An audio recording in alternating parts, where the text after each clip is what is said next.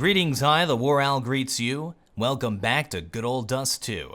Today we learn to play short A, in case we need this skill someday. Are we gonna do the whole episode like this? This is Dr. Seuss teaches Counter-Strike. 2 terrible terrorists terrorized today. 1-1 Deke. 1-1 tantalizing 2 terrible terrorists terminating this stupid sentence. Anyway, let's take a closer look at Short A and Counter-Strike Global Offensive. Short A is a gauntlet into bombsite A, lacking cover, but with a few smokes, flashes, nades, and molotovs, also with an understanding of the different positions and how they work, it becomes your bread and butter of taking bombsite A. To get to Short A, you first need to take control of mid, up to the double doors. Watch my tutorial on taking mid control to get an idea of how this is accomplished. Listen carefully and remember, there will be a link at the end of this episode. How dare you? How dare you show your face in a tutorial? This is unprecedented, you egomaniac! Alright, so either way, we're gonna go over the Xbox smoke again. We talked about it previously in the taking mid control one, but this is really important for taking short A if you're just gonna run up the side. So I'll show you it here. This one's one you can throw from inside of the site. You move back into the very tippy corner by this pretty green plank. Look at the telephone wire post. Look up, until you're at the bottom wire, maybe a little bit below it, but pretty much like at the bottom wire. Now you're gonna do a running throw, and you're gonna let go right before you reach the wooden blue plank there, or rather when you hit the red middle of it. It's a running throw like that. It's tough. It's gonna take a little bit of getting used to, but look, bouncy, takes it right onto the Xbox. This is a really nice smoke if you wanna push up the side here. One thing you gotta watch out for, though, is players who are pushing short. Sometimes the enemy team will move up here, do a fast cat, try to pick players at suicide. If this smoke goes down, they will feel like they can peek here at short, so be careful about that if it happens. You may even want to launch a flash along the side here to try and get those players as you run up. Or you could just kind of wait. You could wait for your players to move lower B, like we talked about in the taking mid control, in order to make sure that there's nobody pushing up short. And at that point, you can be up here at top mid, ready to throw the smoke. This is, I think, a little bit of a better spot to throw it. You're a little bit further forward.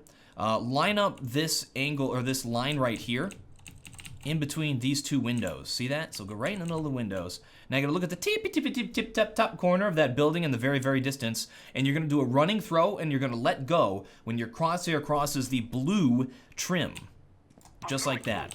And that will bouncy its way over onto the Xbox. I almost went too far. It almost went. Anyway, you're gonna push up short. So now you're ready to push short. You've taken control. You're not gonna get shot from mid. Keep in mind, players still will be shooting through this middle. A good opper, if they see this smoke, will be able to still kind of shoot through it or shoot at top mid as you try to push. So watch out for that. And don't push right away when the smoke goes down. Wait like maybe a second, otherwise they're gonna start throwing pre-ops down there. So now you're pushing short and you need to turn this first corner right here. This is like the first angle you gotta worry about, is like right there. Now keep in mind, players could also be in this area, so you gotta clear this whole section like this. Watch my crosshair positioning as I do these things. So you're coming around the corner, you got your crosshair right there, and then you clear the rest of it. You may even like do a little jump off like that. Another place is if you're coming up Xbox, if you know that no one's peeking you mid and you come up Xbox like this, you can just stand up, boom, peek this whole angle like this, and it's really tough because you're just in a little headshot spot. You're gonna be like, boom, boom, got him. All right, so now you're ready to push forward a little bit. The next spot, you may think the next spot is gonna be right here in this little corner, but this is not as common at higher level games as that right there, this spot.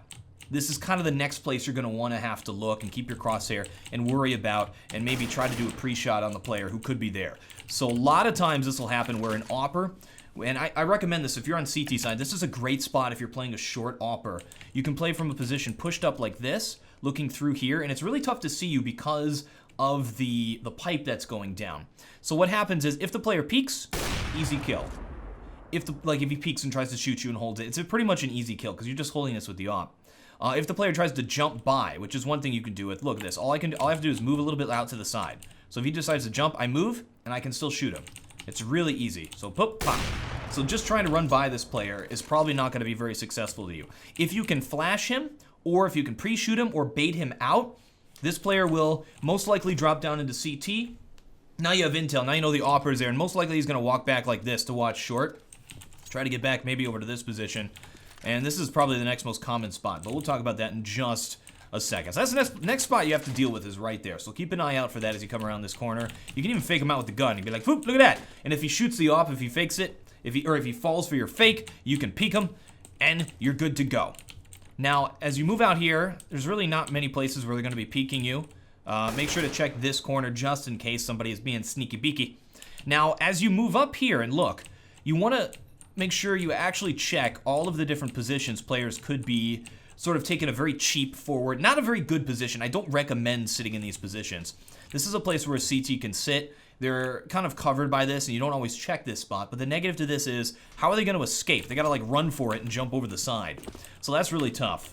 You got to look out for those crazy spots. So just as you're moving up here, just clear it. Just make sure every time. It's a little bit tedious. So you look there, you look in the back corner, and then you look at those weird guava beans, rice. I think that's rice.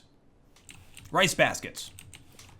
The next spot, as you move up here, you may think it's goose, but actually, this spot right here, you probably want to keep your crosshair in a position like this, because a lot of times, CTs will sit here and go for some kuklis, some jump shots. They can even mag 7 from here, and they'll get some intel. They could scout from that position as well, do jump scouts. It's just something to look out for, is that position. And sometimes players will jump up just to see if players are creeping up short, give intel. Then if they see you, you may have a barrage of nades or molotovs or such coming your way.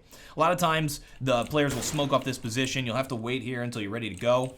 Always make sure you walk here, because players in CT spawn can hear you very easily, and it'll give away your position if you're going to do a push here. Now you're in a position to take the site. Now before you peek Goose, before you peek the site, and look where my crosshair is, keep watch on that, like all these different spots are very common. Before that, we got a bunch of different throws you can do for entering the site. So easiest is this nade. This nade is to land in the middle of the site. See the pizza sign? So as you're running towards this, you want to make sure you're not visible from Goose as you're doing this. So make sure this wall's in the way. Kind of look at this thing and then throw it as you get close to it. And it bounces off the pizza sign and lands in the middle of the site. Now, a nade is 300 on the T side. A Molotov is just 400. That is $100 cheaper. So Molotovs are like infinitely more useful than nades, especially when you're taking A. I would recommend Molotovs, at least 2 or 3, to take a site. Really, really useful, and lots of different throws you can do. So just do the exact same thing you did with the nade, with the Molotov. It'll land in the middle of the site, and anybody who's kind of chilling or hiding around here will have to fall back. Great Molotov. You don't even have to worry about that spot now, because nobody can be there once the Molotov goes off and your players push out. So now you got nades and Molotovs. Let's talk about your smokes. Probably the most common one. Like, let's say you just want to look at this gauntlet. As you push out here, look at these different angles. You got Goose. It's called Goose. This is Goose. All right? You gotta remember that. It's called Goose. Look at Goose. Next spot, right there, little headshot spot. Next spot is on top of these boxes. This is a spot a lot of people forget to check. If somebody's playing on ramp, it's called ramp. So if you see somebody on top of those boxes, call ramp. They're playing right here, and they're moving around like this, and they can shoot headshots along here. They get a little shooting gallery, like shooting cans off of a fence at a distance here. So you gotta look out for that player. As you're coming up, the next spot you look, this little corner right here, that's for if they're inside of the site. So if you throw that Molotov, you don't have to worry about that spot. Still check it, just in case somebody sits inside of the fire, but I mean, no one's gonna do that. Look on top of here. Next spot, inside of the site, right next to that box. Again, if you have the Molotov down, you don't really have to worry about it as much. And then right there, which is another ramp spot. A lot of players like to put their little heads right there, and it's a real easy little tappa. All you gotta do is tappa. Real simple stuff. And then maybe the corner right there. And one point I forgot to talk about is players playing CT. If you have players at long at the same time, a lot of times these players will go here. This is called elevator, because you're gonna, as CT side, you're gonna boost players up from here. Players who are trying to watch long, they're like, oh man, I gotta watch short. They'll be here in elevator. And as you push out, the head will be visible right here. So as you come around the corner and you're checking these spots, make sure to check elevator as well. And you can get a real nice kill there, because a lot of times players will just, they'll hide, they'll be scared. There. So lots of different spots to look out for, and then that opera we talked about before.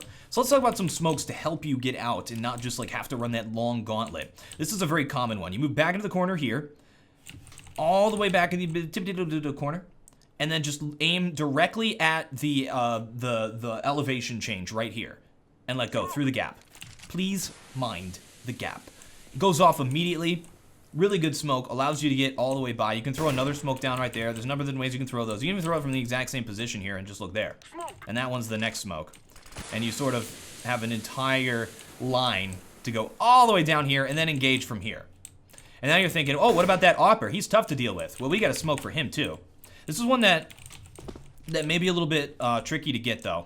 So I do it as a running throw. As I'm running up the staircase with this this nade, I look at the very top of the building above the second row of windows. So at the very top of the building, and as I get to the top and the elevation changes, that's when I let go. And you notice I'm not visible the entire time I'm doing this. So I go, let's make sure we get it right the first time. This one's kind of tricky. Let's see if it goes right.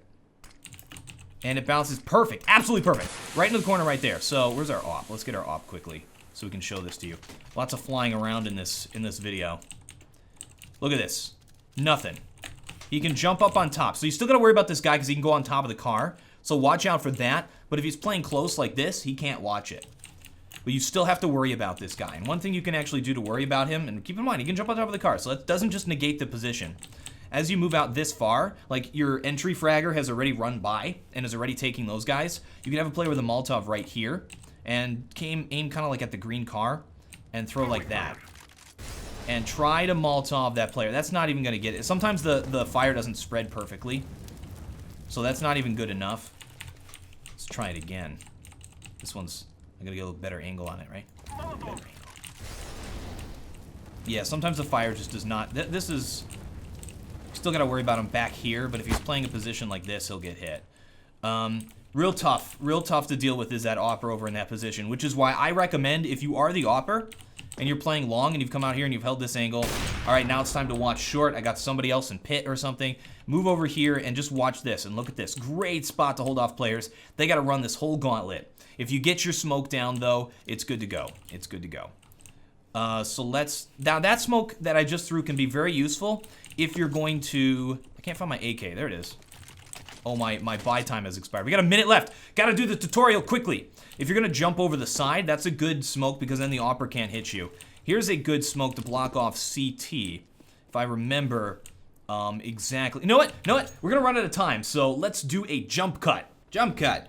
Now, before I left you for an instantaneous amount of time, we were talking about a smoke. This is a smoke to block off CT spawn. So it's gonna land right here, out in front a little bit, so that when the player is pushing at short, the player has to push through the smoke if they want to engage. This smoke, this is a specific throw of it. The first time I saw it was Freiberg from the Ninjas in Pajamas. I don't know who came up with the smoke, I don't have that knowledge, but I saw Freiberg do it in a match and I was like, that's a cool smoke, I gotta figure out how to do that and incorporate it into my own play. So I was walking against this wall and line up with the air conditioning unit sort of in the middle and then aim at the air conditioning unit and do a standing throw. So bounce right down there and block off CT spawn to the point where if they want to push, they have to push through this smoke. So that's really nice. And you can use that in conjunction with the smoke we just talked about. I don't know if that's going to get it exactly because I kind of did it kind of crazy. Oh, it was perfect. That was perfect. So when that one goes off, I can jump over the side. I believe this is one of my first strat talks I ever did on this channel about Freiberg doing this exact strategy back like 2 years ago. But you jump down and you can get into CT spawn. So I'm showing you how to use short to help take B. So as I jump down into CT spawn, a lot of times the CT player is going to be watching at mid as the players are pushing out. They got to deal with this guy now. I am right behind them. That's nice. That's nice. That's how you can use that. Now, I think there's one more smoke. There's tons of smokes, by the way. We're just gonna, I'm gonna try not to overload you guys with information because there's just so much you can do with short A. But this is another smoke you can throw if you want to plant short. So let's say you don't have control of long A and you still want to push short and take bombsite A and plant so you can watch it from short. This is something that was added to the game, I think like 6 months ago or a year ago or something. So this is fairly new. So I'm here at short. I walk up to this box, kind of in the middle of the pizza box, so I'm not visible from Goose. Make sure you're not visible from Goose, or you're gonna get picked. Kind of aim. You can throw through the pipe, by the way. Kind of aim at the top here, and then let go. The top of the first layer of house. It pops right in the middle. As you guys push short, you still gotta worry about these positions. You don't have to really worry about Goose as much. You gotta worry about here, the long player. You can move up, and even inside of the smoke, you can plant the bomb. And this is a plant for short. It's gonna be right there. You're gonna be in the smoke as you're planting it, so you're not visible. And as it's planted, your players can stay short, and all they have to do now is watch that bomb and make sure nobody defuses it. And you can do really, I mean, just do the exact same thing with a, that was a throw. I shouldn't have done a running, but it's gonna be the same thing. You can Molotov it from here as well if people try to defuse it, and really great position. What you have to watch out for with doing this is a player playing Goose, because check this out. The plant for short is completely visible from Goose. If somebody runs there, I can just tap them down easy peasy lemon squeezy, right there. Now, one thing I think we haven't talked about yet, unless it happened before the jump cut, is flashes. So let's talk about flashes. Really simply, if you just stand right here, you can throw them over the top of here. One thing you have to look out for is the geometry of this. So you see this little outhang thing with the ladder. When I was first trying to flash short in CSGO, I would go like that, and it would bounce and, flash my entire team. So you have to watch out. Look, it came right, oh, no, there it is, like right there, flashes your entire team. Terrible, terrible, terrible. You want to get it over that. So keep in mind that there's that thing there. Look up a little bit, and then you can throw over the side like that. And that'll get people in the sight. The other one you can throw is completely over this area as well. Both of those are good. This one's a little bit harder to see coming. This one has a better chance of flashing like everybody in the sight. If you're alone, you're going to be throwing this if you're a support player and you're helping an entry fragger. If you're alone, though, and you want to throw a pop flash. So this is a flash that goes off as soon as the enemy sees it, like so they can't turn away unless they're really, really, really quick. This is one you're going to use. You can run, get back in the kitty little corner here, and you're going to run at the slope, and you're going to let go to launch the nade and hit the top of the slope, like that. And it bounces up. You got to turn to avoid it. And you can see where it goes off. See that green line? Let's look at it from, let's say I'm playing ramp. Comes right out top and boom, gets him. Right here, boom, gets him. The only place you gotta worry about that this probably won't hit is a Goose player. This will go right by a Goose player. So it's not really as effective as the other ones, which will hit the Goose player, but it's one you can throw by yourself and it's neat and it looks good.